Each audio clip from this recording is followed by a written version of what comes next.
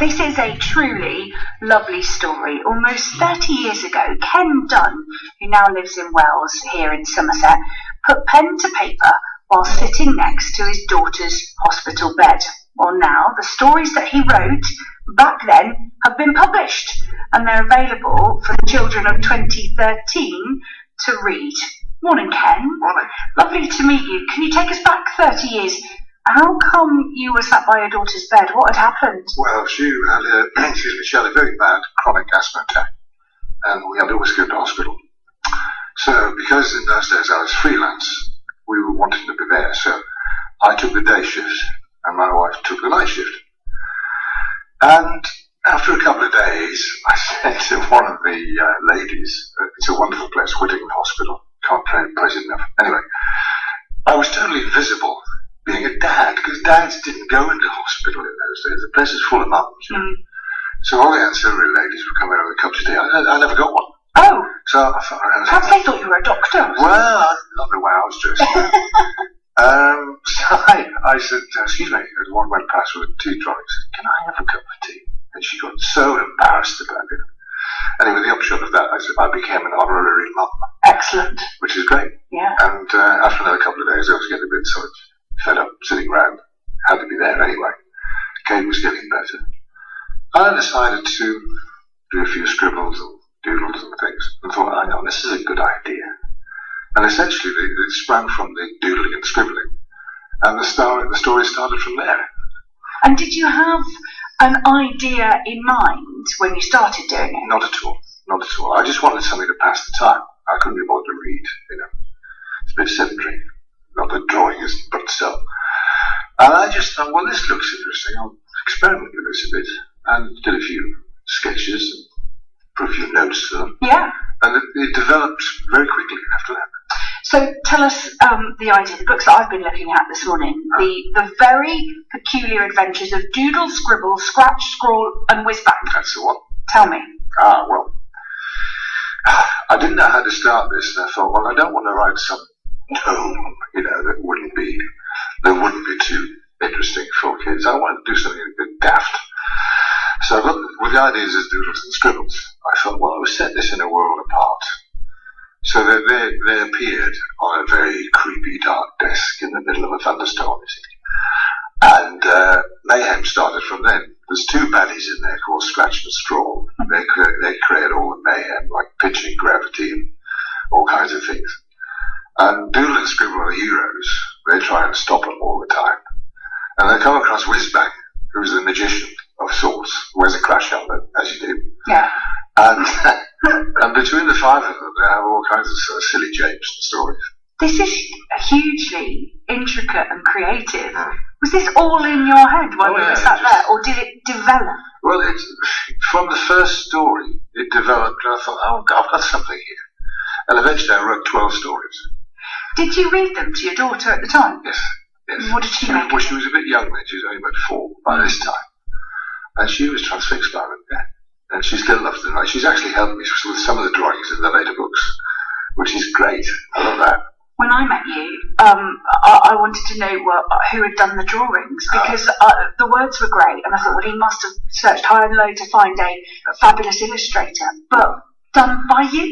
Oh, I did them, yeah. I did them all. The words and the drawings. Yes. They're so detailed. Yeah. Yes. Well, that springs from the fact that the original drawings were A3, twice the size of A4. And I shrunk those down to get really good detail. But since then, I've been doing them at A4 size anyway. But yeah, they seem to work rather well. There's a picture here, that one that I'm showing. Yes, Tell us about that. That's Whizzbang's desk in his study, where he keeps all his books and spells and all the kinds of things that wizards usually do. The detail on that is so detailed. Have you seen the flower pot where he lives? No, I need to. Well, it's in there somewhere. I want to sit and read. When you wrote them and when your daughter got better and things settled down, did you contemplated getting them published? Oh, I tried. Oh, this is back in 1984 by this time, which is a hell of a long time ago.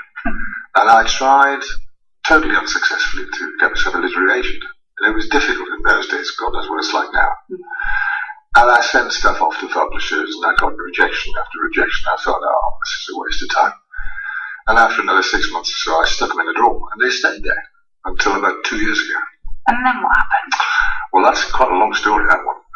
Don't know how much time we've got, but I'll try and condense it. We've got a place in Cyprus, and I love the place. We go there all the time.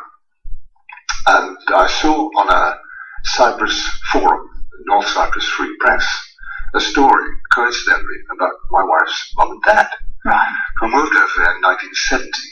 Now, you've got to go back in time, and a lot of you may well remember the intervention that Turkey had to do to stop the mayhem that was happening on the island. Anyway, the story was slightly inaccurate, and I emailed them and said, can I give you a more accurate story? They said, well, yeah, yes, please, thank you very much. Anyway, that ended up being a very popular read for 1974. And then they asked me to write lots of other stories about my own experience over the last 30 years, which I continued to do. I then got in touch with the chap when we were next over there, Malcolm Channing, lovely man, who runs the site, and gave a few cartoons, and I said, what about, a book? He said, what have you got? I showed him a manuscript of Jolly Jack's Castle, which is a scurrilous event, a scurrilous description of my years in teaching. All true. And then the idea, I thought, well, that's a success. We got that man. We managed to get that published. And then I showed him the Skratch and Skrawl thing. He said, we've got to do this. We've got to do this. You found the right person. Oh, absolutely, yeah. Totally by chance. By sheer chance, 30 years later, yeah. So now they're published. Yeah. How did it feel the first time you saw them? Because they're bright. I've got 4 books here for Doodle, Scribble, Skratch and Skrawl and Whizzbang. Don't forget Whizzbang. Oh, no. I've got books 1 to 4 here. They're brightly coloured. The illustrations are fabulous. They're proper books, Ken. Yeah. They've got your name on them. Oh, the first one that came through, I thought, this is fantastic. This is brilliant. Never thought I'd see the light of day. And I've got a bit blasé about it now, book 4. I'm working on book 5 now. Yeah. Yeah, but they're all in black and white now. I was quite deliberate about that, working in black and white, very fine lines. Yeah. And I thought, well, this is actually quite different because you don't get black and white drawings in kids' books any longer. No. And I thought, well, that might be all right. And have you had any feedback from children? Oh, yes. What do they and say? Adults, mostly from grandparents, Okay. thinking this is perfect for the kids, yeah, which is great, yeah. So, I mean, they're not selling in vast quantities. I hope this program will help, he said. But, yeah, they're moving. And what does your daughter now, some 30 years later, make of them? Oh, she's so pleased. She's so pleased that she was involved. It's all her fault, really. Yeah. It's all her fault, yeah. God. So, without her, it wouldn't have happened. Well, I think it's an incredible story, and what a great achievement to have made. And like you said, you've got a bit of luck and chance in the middle of that as well. But these are no ordinary children's books, the love and dedication and the time that have gone into these books. Sometimes when I pick up a children's book these days, and I've got nieces and nephews, they're very, very basic. Yes. These are... That's something I was quite deliberate about not doing. Yeah. I wanted to pack in as much detail. Because the pictures tell the story, and I just cut the text down. The text was far too long to begin with, and I had to take an axe to the text and chop it right down, so there were few words. But the pictures tell the story, and there's as much detail as possible. So you can sit and look at on any particular page, and there's all sorts of stuff to find in there. How can people get them? Well, you can get them. This is advertising, I have to say. Do it subtly. Subtly. I'll do it quickly. All right. Here's a quickie. Oh, I'm busy over here for a moment. You have the microphone, Ken. Oh, fine. It's via Amazon, UK. It's also in France, Germany, and USA, I think. Wow. Amazon.com.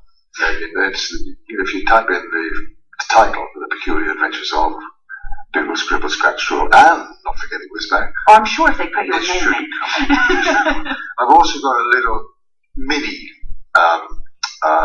website myself, Kenneth-Dunn.com, and it gives you basic details of what the books are. It's a great story, yeah. And we wish you well, and thank you for telling us about it. And thank you for letting me talk to you about it. You're very welcome. It's been a great pleasure, thank you. Ken Dunn from Wales, who is responsible for some 30 years from the very peculiar adventures of Doodle, Scribble, Skratch, Skrawl and Whizzbang.